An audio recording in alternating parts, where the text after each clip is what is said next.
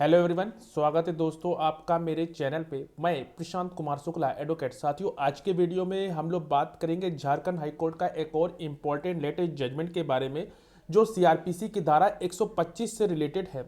और इस जजमेंट में जो बात कही गई ये था कि पति पत्नी के रूप में साथ रहने वाले जो पक्ष भरण पोषण का जो आदेश देने के लिए पर्याप्त सीआरपीसी की धारा 125 के तहत विवाह के पुख्ता प्रमाण की आवश्यकता नहीं है। तो यह एक इंपॉर्टेंट बात इस जजमेंट में कही गई। वीडियो शुरू करने से पहले अगर आप मेरे चैनल पहली बार आए, इस चैनल को जरूर सब्सक्राइब करिए, लाइक करिए, शेयर करिए और कमेंट करना तो मत भूलिएगा। अगर किसी केस से रिलेटेड कोई भी क्वेरी हो तो कॉल पे भी अपना अपॉइंटमेंट बुक करा सकते हैं। आइए जानते हैं इस इंपॉर्टेंट जजमेंट को। इसमें जजमेंट में ये इंपॉर्टेंट बात कही गई कि महिला को भरण पोषण का जो अनुदान रद्द करने के लिए दायर पुनर्विचार आवेदन को खारिज करते हुए झारखंड हाईकोर्ट ने कहा कि सीआरपीसी की धारा 125 के तहत कार्यवाही में विवाह के दस्तावेजी साक्ष्य की आवश्यकता नहीं। ये एक इंपॉर्टेंट बात इसमें कही गई। साथ ही साथ ये भी कहा गया कि खासकर जब साक्ष्य रिकॉर्ड पर हो, आवेदक यानी कि प्रतिवादी के साथ पति पत्नी के रूप में रह रहा था, विवाह के दस्तावेजी साक्ष्य पर सभी मामलों पर जोर नहीं दिया जा सकता। खासकर सीआरपीसी की जो धारा है 125 के तहत कार्यवाही में यदि दोनों पक्ष पति पत्नी के रूप में एक साथ रहते हैं तो विवाह की धारणा बनाई जा सकती है। उपरोक्त फैसला में एडिशनल चीफ जस्टिस यानी कोदती फैमिली रांची द्वारा मूल भरण पोषण मामलों में पारित को आदेश को रद्द करने के लिए दायर पुनर्विचार पे आवेदन में आया। उक्त आदेश के तहत सीआरपीसी की धारा 125 के तहत रख रखाव के लिए जो आवेदन की अनुमति दी गई, याचिकाकर्ता को पत्नी को प्रति माह 5,000 रुपये प्रति महीने का भुगतान करने का भी निर्देश दिया गया। आवेदक के अनुसार दोनों पक्ष मार्च 2013 में विवाह बंधन में बंधे। वहीं शुरुआती दिनों में वैवाहिक संबंध सामान्य है, लेकिन समय के साथ साथ उन्होंने रिश्ते में खटास आने का आरोप लगाया, जिसके कारण याचिकाकर्ता के आचरण के कथित तौर पर आवेदक को 2 बार गर्भपात भी का सामना करना पड़ा।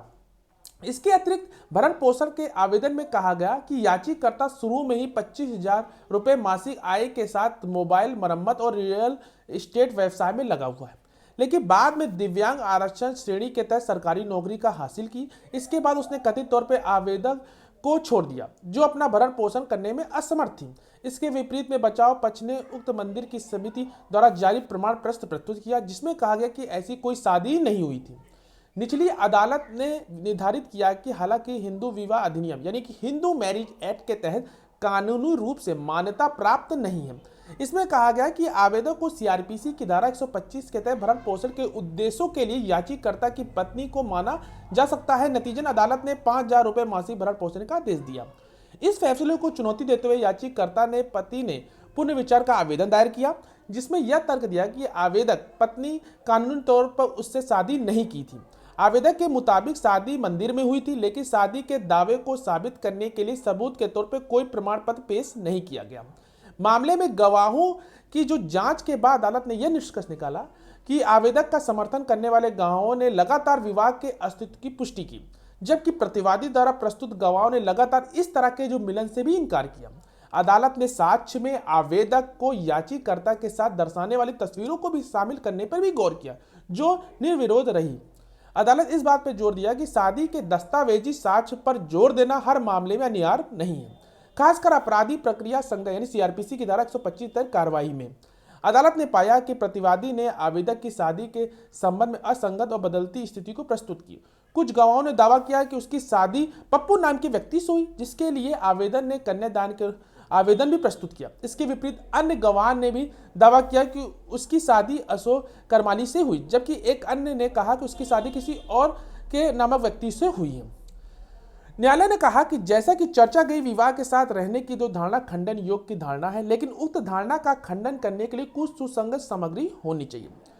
विरोधाभासी साक्ष्यों के मध्य विवाह की धारणा खंडन नहीं किया जा सकता। आवेदन की पूर्व शादी के दलीलें स्वीकार नहीं किया जा सकता और ट्रायल कोर्ट द्वारा दर्ज के निष्कर्षों से असहमत होने का कोई कारण भी नहीं दिखता है कि केवल मंदिर प्रबंधन द्वारा जारी किए गए जाने वाली जो दस्तावेजी जो आधार पर जिसे ठीक से साबित भी नहीं किया गया, इसे प्रदर्शनी के रूप में इसे में पहचानने के लिए इसे जेड चिन्हित किया गया, जो कोर्ट ने इस दलील को खारिज करते हुए कहा कि जो आवेदक की याचिकाकर्ता से शादी नहीं हुई। इसके बाद अदालत ने निर्धारित किया कि याचिकाकर्ता की जो आय का अनुमान उनकी स्थितियों के निष्पक्ष मूल्यांकन के आधार पर लगाया जा सकता है। इस विषय पर विचार करते हुए अदालत ने 20,000 रुपए के शुरुआती आय का आकलन को अधिक माना और निष्कर्ष निकाला कि 10,000 रुपए से 12,000 रुपए के बीच की आय अधिक उचित अनुमान होगी।